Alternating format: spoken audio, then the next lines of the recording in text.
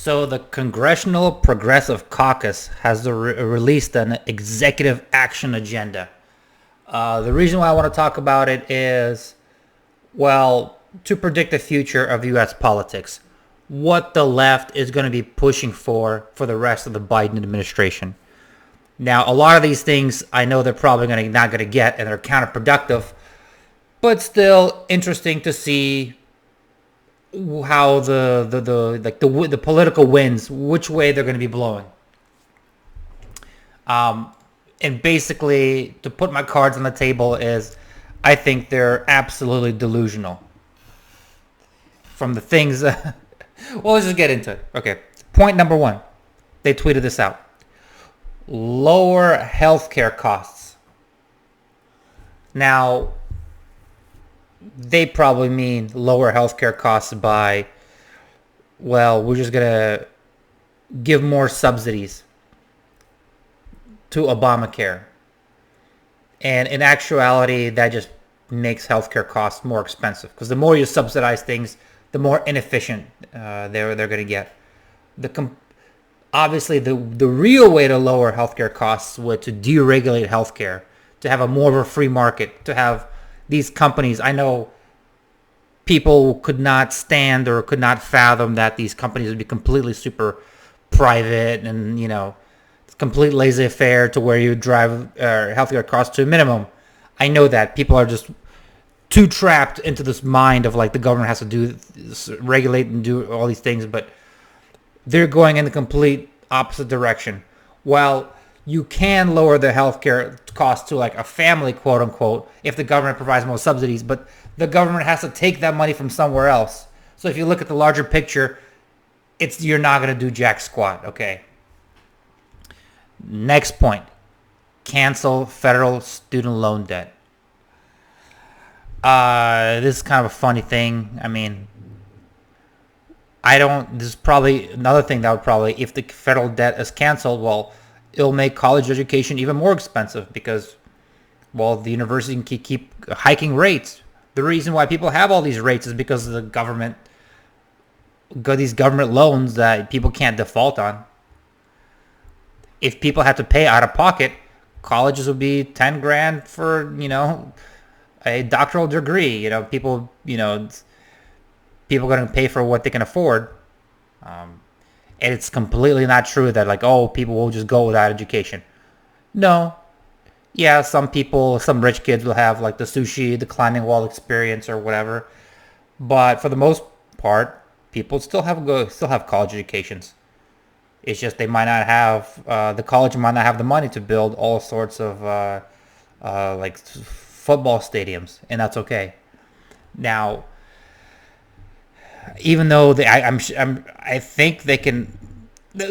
Realistically, this is probably dead in the water, and they're not going to be able to do it. But even if they do manage to cancel federal student loan debt, I mean, wow. Who cares?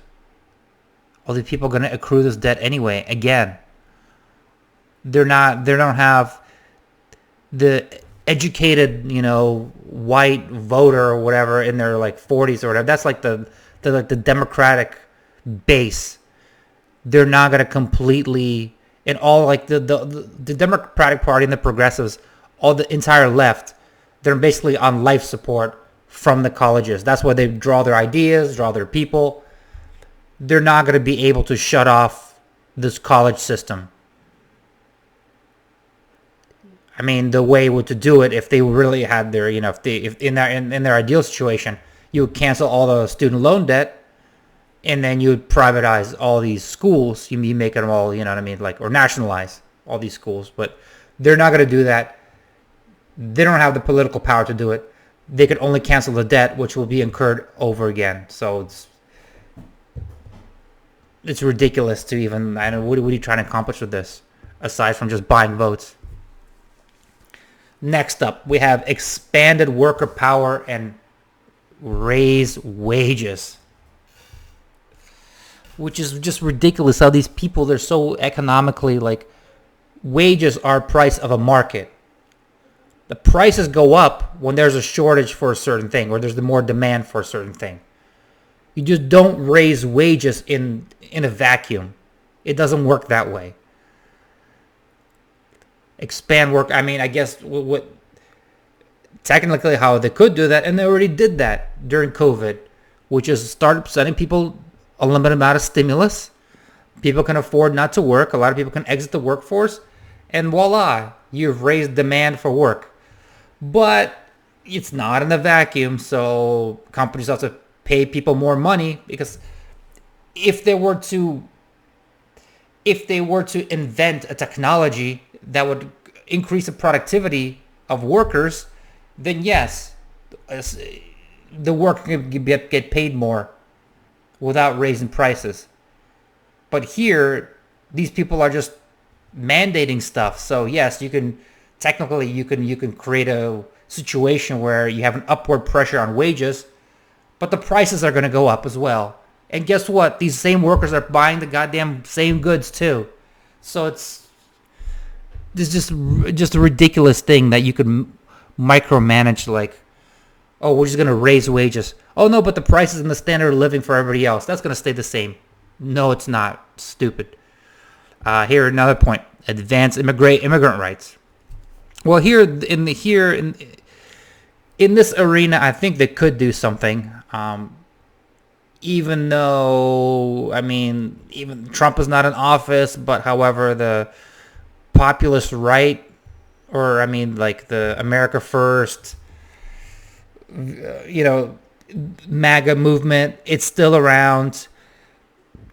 Even like I'm sure a lot of like lefty Bernie Sanders supporters, they're also anti-immigrant too. So, and I'm sure a lot of the black voters too, they're not thrilled about having like a ever expanding Hispanic population that would possibly, I mean, the white people are full of white guilt, but if you have, I mean, I'm sure they would be scared of increasing the Hispanic population to the point of like, well, they don't have any white guilt whatsoever, so I don't know how that's going to work. But in this particular domain, yeah, maybe they could accelerate immigration, legalize a dream or something like that. So next bullet point, deliver on the promise of equal justice under the law, this is very vague. All the stuff that they've been doing on like just releasing people like no cash bail, or just look at the progressive cities like LA, California. Just look at the crime rate going up because of their quote unquote, justice reform. I mean, should some laws be reformed under the yes, they should be. We do have too much people in prison. Yes, absolutely, sure. But the problem is, once a person committed a crime, it's like too late. They're violent, they're a criminal. They should be punished for that, right? What deters people, we need to get the deterrence. What deters people from committing crime is not the sentence, because we as human beings, we can't rationally understand, like, can't make a rational decision like, I'm going to do this crime, but we have a 5 to 10 year or 25 year. If you keep making the sentence longer, that's not going to deter crime, because people don't really can't calculate it. They're not a computer. But what we can calculate is the risk of getting caught. The less the risk of getting caught, the more crime is going to be. So they're going backwards in this situation.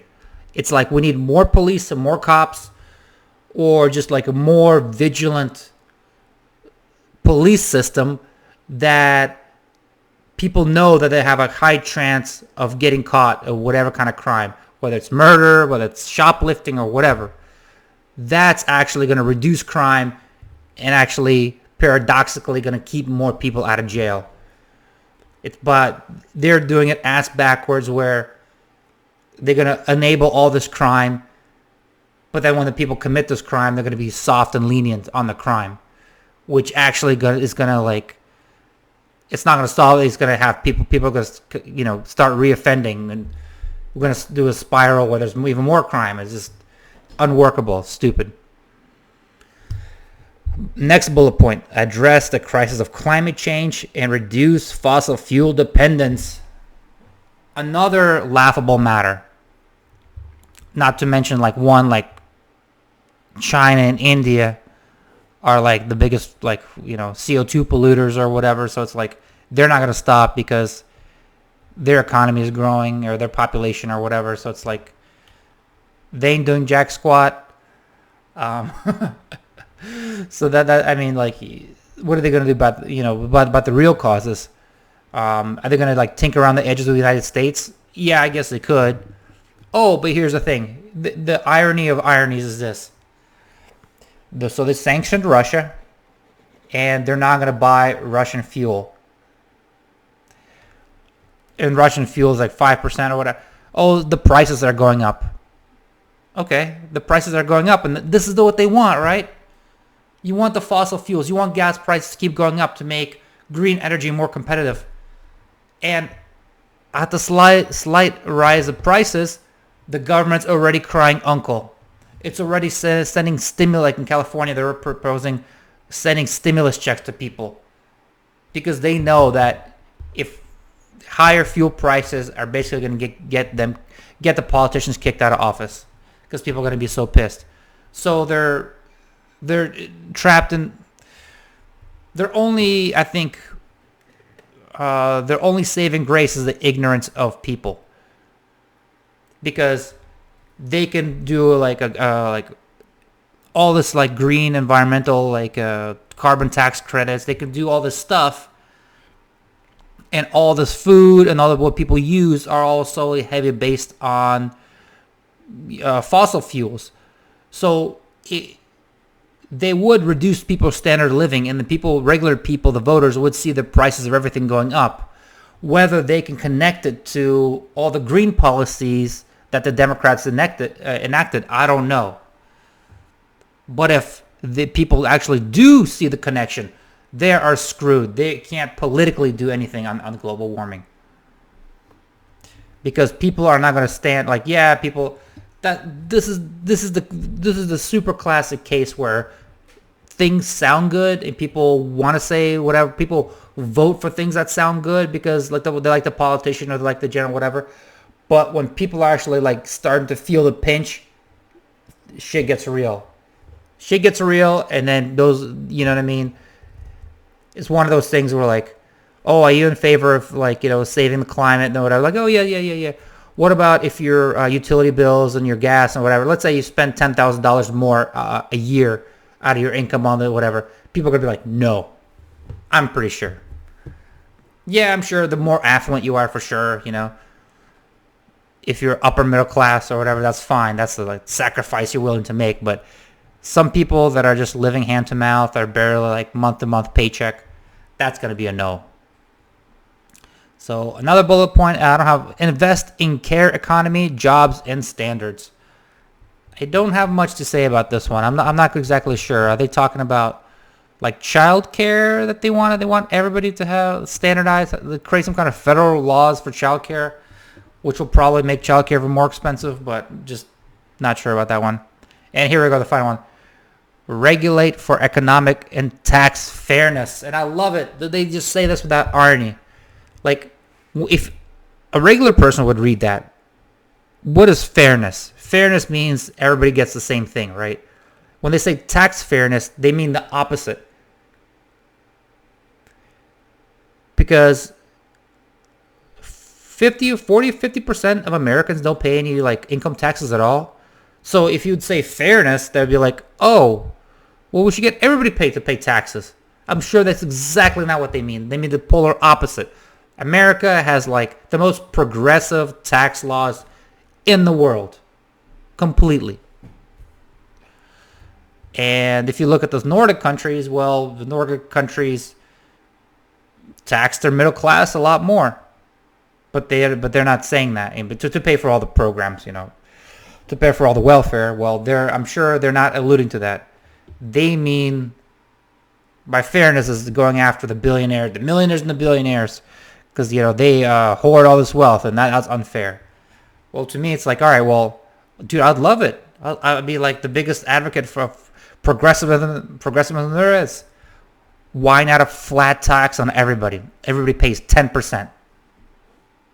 That would be amazing, because then everybody's going to be a lot more rational about voting for things like, oh, do we need a 20-year war in Iraq? Oh, yeah, maybe not. But so many people, like, it gets worse and worse. The more people to pay taxes, they don't have like any skin in the game. So if some people don't pay any taxes, then like it would just never occur to them that government costs money, and the more they tax, the more other people have less buying power. That destroys jobs, destroys growth, right? So this shit is not free. But if you're in a mindset of like you never pay taxes, well, of course we want to wring out, like, get more free stuff from the government. It's free, right? So, all right, that's my summary.